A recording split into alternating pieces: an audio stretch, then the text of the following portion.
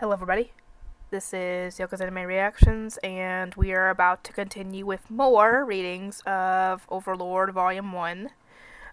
Just so you guys know, last night I purchased an Amazon Kindle, the thing where you put all the books on, and it should arrive Wednesday. I did this so that way I could have the digital copies myself on there, and I can read it whenever I want.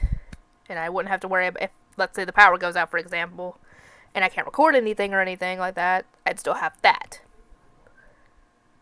So, yeah. Figured I'd let you guys know that. So if I can, I'd probably transfer the digital copies that I've got already onto there if I can. If I can't, then I'll just buy them.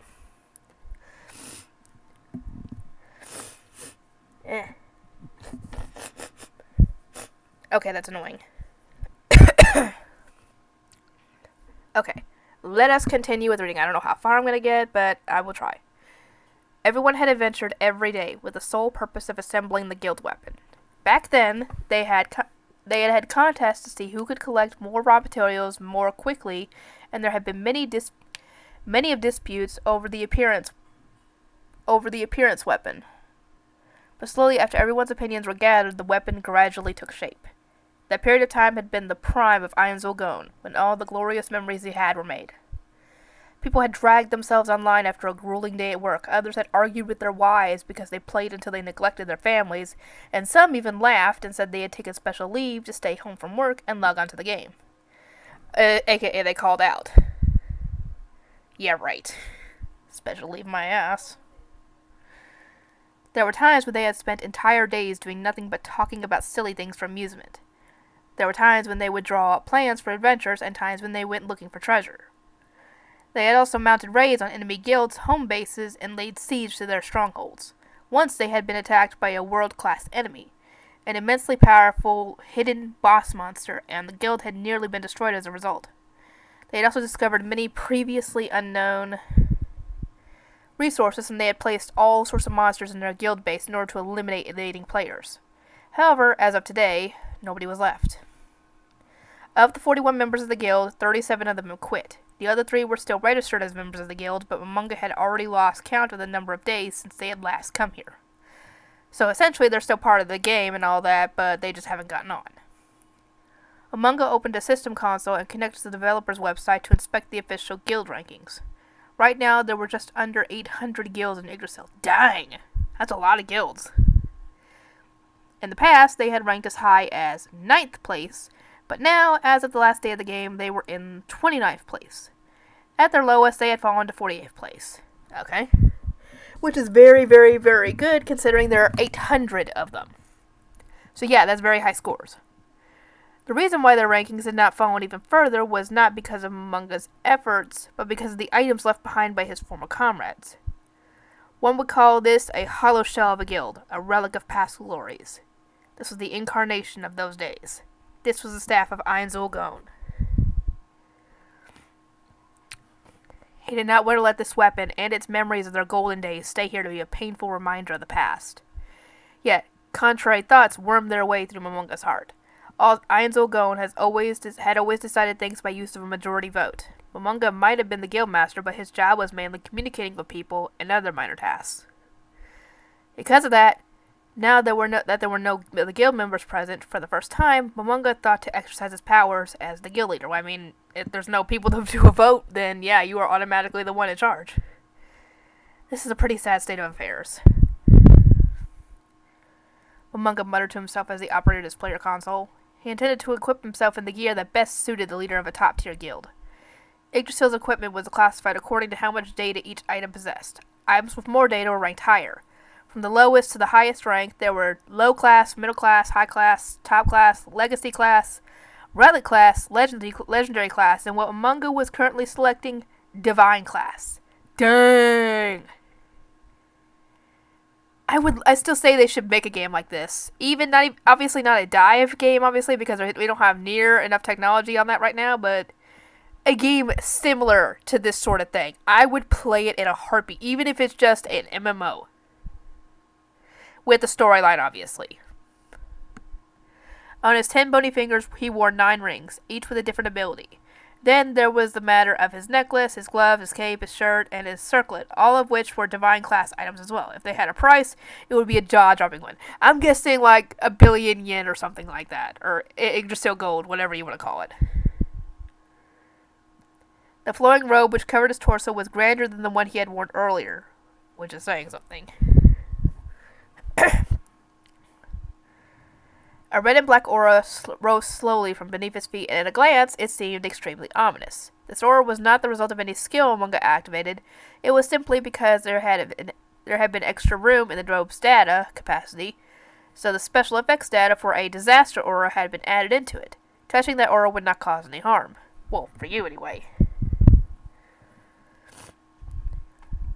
In the corner of Munga's vision, he could see various indicators which showed his stats increasing. After changing out his gear, the fully equipped Munga nodded, satisfied that he looked the part of a guild leader. Then he reached out and grasped the staff of Iron Zolgon. As Munga grasped the staff of Iron Zolgon, it radiated a nimbus of reddish-black light. Tormented faces occasionally coalesced out of the rolling light, and then they crumbled and vanished again. They looked so realistic one could almost imagine them wailing in agony. I wonder if they went overboard with the details. Probably did. The staff that had been made, but never used, had finally found its way into its rightful owner's hands, in the twilight hours of Yggdrasil. Munga rejoiced as he saw his parameters rising rapidly, but at the same time he felt sad. Let's go, symbol of the guild. Or no, my symbol of the guild. Part 2. Here we go. Munga left what was known as the Round Table Room. Guild members had a ring reserved for their use. Anyone who wore that ring would automatically appear at this place when they logged into the game, barring special circumstances. If any guild members returned, they would do so in this room. However, Munga knew that the other members of the guild would not be coming back here. In the last few minutes of the game, the only player who remained in the gigantic great underground tomb of Nazarick was Munga himself. Munga suppressed the emotions that were rising like a tide and walked through the halls. This place was like a castle built of alabaster, a magnificent world sufficed with a regal atmosphere. If one raised their heads to look at the ceiling, they would see crystal chandeliers hanging from the ceiling at fixed intervals, radiating a warm light. The broad hallways had brilliantly polished stone floors, which reflected the light from the chandeliers in a way that made it seem like twinkling stars were embedded in its surface. If a visitor opened the doors on both sides of him, his attention would be captivated by the decadent furnishings within. A third party observing this scene would probably be staring in awe. The much-hated Great Underground Tomb of Nazarick had once been attacked by the largest invading force ever assembled in the game's history. 8 guilds banded together with their allies to bring a force of over 1,500 players, mercenaries, and NPCs to bear on Nazarick. But in the end, they had been miserably defeated. That legendary dungeon was now reduced to this. Really? Reduced to this? It sounds amazing, to be completely honest, but... The Great Underground Tomb of Nazarick had once been a 6th-floor dungeon, but it had been dramatically altered after Iron Zolgon took control of it. Currently, it was a 10th-floor dungeon, and each floor had its own unique theme. The 1st to 3rd floors were modeled after a tomb. The 4th floor was an underground lake. The 5th floor was a frozen glacier. The 6th floor was a rainforest. The 7th floor was a sea of magma. The 8th floor was a wasteland, and at the 9th and 10th floors were the realms of the gods. In other words, the home base of Iron Zolgon, which had ranked among the top 10 of Yggdrasil's thousands of guilds. Thousands? You said 800! What the heck? Keep your thing in check. Think they meant hundreds of guilds, but whatever.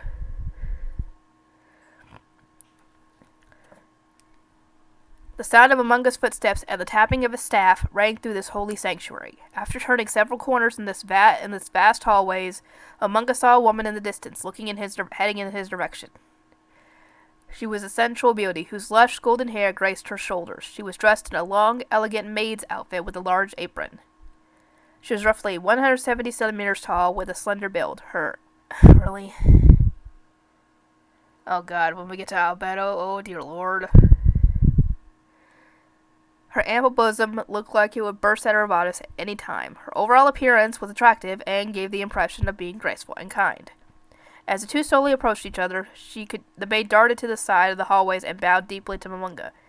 In return, Munga raised his hand in acknowledgement. The maid's expression remained as it was, and she kept the same smile on her face from just now. In Yggdrasil, facial expressions did not change, but this girl was slightly different from player characters with their unchanging expressions. This maid was a non-player character, aka an NPC. She was not controlled by the game, but by a set of AI routines. Simply put, she was a mobile doll. Even if her design was incredibly realistic, her bow was nothing more than a programmed action. Amanga's acknowledgement of her bow was nothing more than a foolish gesture because she was nothing more than a doll. However, Amanga had reasons for not treating her coldly. There were 41 maid NPCs in the Great Underground Tomb of Nazarick, each with their own unique design. Their creator was a manga designer, essentially, who had broken into the industry with his maid illustrations and who was currently serialized in a monthly magazine. Huh. So he actually managed to make it. Who would have thought? If that manga actually existed, I would actually take a look at it. Amanga studied the maid carefully. Apart from her looks, he also scrutinized her uniform. The intricacy of the design, especially with the fine embroidery that speckled her apron, was enough to make people really? I mean, I wouldn't think people would gasp in awe, but I think they would be impressed.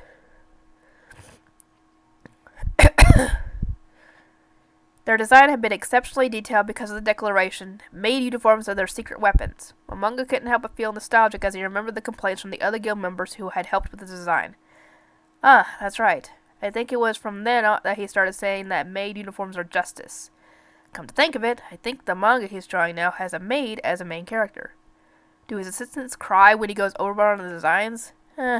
White Bram-san. The maid's AI routines had been programmed by Hirohiro-san and 5 others. In other words, this maid was the personification of his past friend's hard work. He could not simply ignore her without feeling bad about it. After all, this maid was also a part of the glorious history of Einzelgone. Just as Momonga was contemplating these matters, the maid raised her hand as though she had spotted something and tilted her head in surprise. The maids would do this if anybody lingered around them for longer than a certain period of time. Okay. As Momonga searched through his memories, he could not help but be impressed by Hirohiro's elaborate programming. There should have been other hidden poses programmed into them as well. Momonga wanted to see them all, but time was very tight. Momonga glanced at the translucent watch on his left wrist and checked the time. As he thought, there was no time for him to spend waffling around. Thank you for your hard work. Momonga walked past that maid after that painful farewell. As he passed the maid, there was no response. But that was only to be expected. Still, even if she did not reply to him, Momonga still felt that it had to be said, because it was the last day of Yggdrasil. Sorry, my throat's not getting scratchy. It's my nose is stuffed up, so it's harder to read or to talk. Momonga continued forward, leaving the maid behind. After a while, a gigantic staircase appeared before Momonga's eyes. It was wide enough that over 10 people could walk down it side by side, arms outstretched with no problem. Well, it must be big. A luxurious red carpet lay on the steps. Momonga slowly descended the stairs until he reached the lowest floor, the 10th floor of the Great Underground Tomb of Nazarick. The place where he had arrived was a large receiving room with several figures within. The first to enter Momonga's line of sight was a distinguished old gentleman in a butler's uniform. Sevis! His hair was pure white, even the beard and mustache near his mouth. However, the old man's back was ramrod straight like a sword forged of steel. His face was deeply wrinkled and gave onlookers the impression that he was a kind and gentle person, but his keen eyes were like those of an eagle sizing up its prey. Oh god, I can't wait to see in the anime what he looks like in his true form, because that would be cool. Please give that to us in season 4, please. There were 6 maids standing behind the butler. However, these maids were different from the one Momonga had met earlier in looks and equipment. The maids wore gauntlets and greaves of gold, silver, black, and other colored metals. Their armor was designed to look like the outfits of maids in manga. They did not wear helmets, but instead had white headpieces. In addition, every girl was armed with a different weapon. They were the picture of battle maids. Their hairstyles were also varied, with buttoned-up hair, ponytails, long straight hair, French curls, and so on. The one thing they had in common was that every single one of them was attractive. The exact way in which they were attractive also varied within them. One was sporty and athletic, one resembled a demure Japanese maiden, One of them had a seductive allure, and so on. These girls were NPCs, but they were strikingly different from the other maids who had simply been designed for entertainment. Their purpose was to defend against invaders.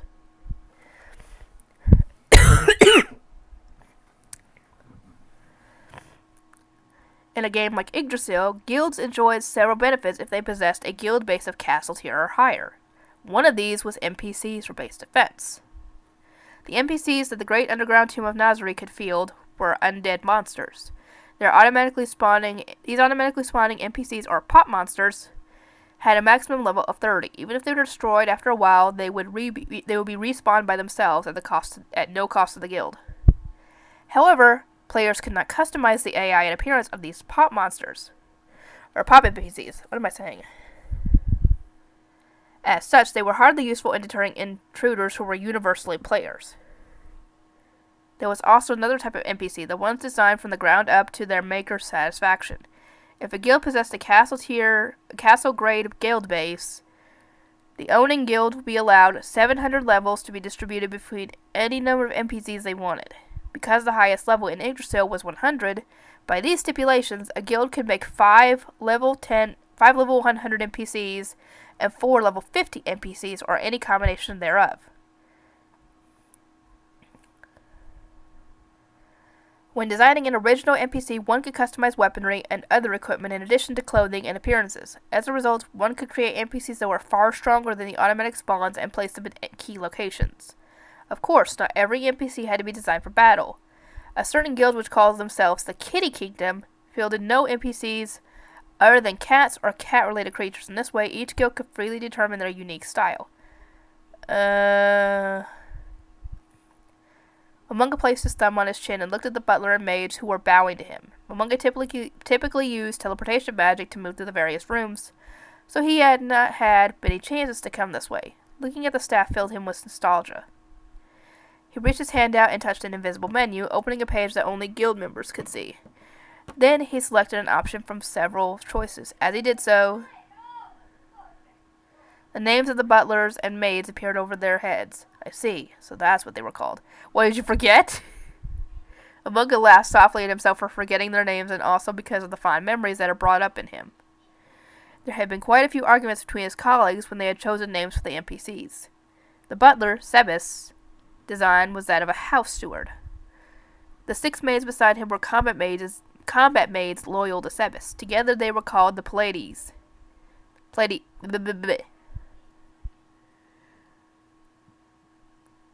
Pleiades. The Pleiades of Nazarick. In addition to these maids, Sebas was also in charge of the tomb's manservants. The text box for Sebas contained more detailed information, but Momonga did not feel like reading it. The servers would shut down soon, and he had to go somewhere before then. As an aside, all the NPCs apart from the maids were also very well detailed. This was because the guild members were all fans of complex backstories and details. Many of the guild members were artists and programmers, and a game like this, which emphasized the customization of appearances, allowing them to indulge their desire to create and design, was a godsend to them. Originally, Sebas and the combat maids were intended to be the last line of defense against invaders. However, if any players could penetrate this deeply into the tomb, they would be able to handily defeat Sebas and the maids, so they were little more than speed bumps to buy time. However, no players had ever made it this far, so they had been waiting here for orders. That sucks, waiting all that time. Without orders, all they could do was wait for a chance to be of use. Momonga tightened his grip on the staff of Ainzulgon. He knew it was foolish to feel pity for NPCs. They were nothing more than a collection of electronic data, and the closest they could come to real emotion was a very skilled set of AI routines. However, as Guildmaster, I shall put the NPCs to good use. Momonga couldn't help but laugh at himself for that incredibly lame line, and then he gave them a command. Follow me. Sebas and the maids bowed respectfully to show they had heard and acknowledged the order. Leading them away from this place was not what the guild members had intended for them. Ainzulgon was a guild that respected the will of the majority. It was forbidden for an individual to selfishly manipulate the NPCs that everyone had made together. However, this was the day when the curtains would fall on everything. Given that, everybody would probably forgive his indulgence. As Momonga thought about this, he continued moving forward, followed by the sounds of many footsteps.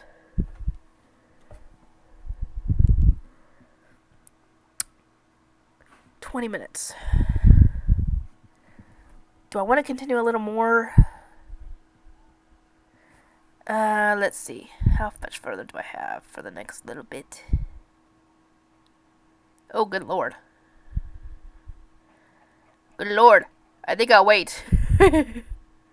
Okay. I think that's going to be it for this one. I hope you guys enjoyed this, and I'll see you guys next time.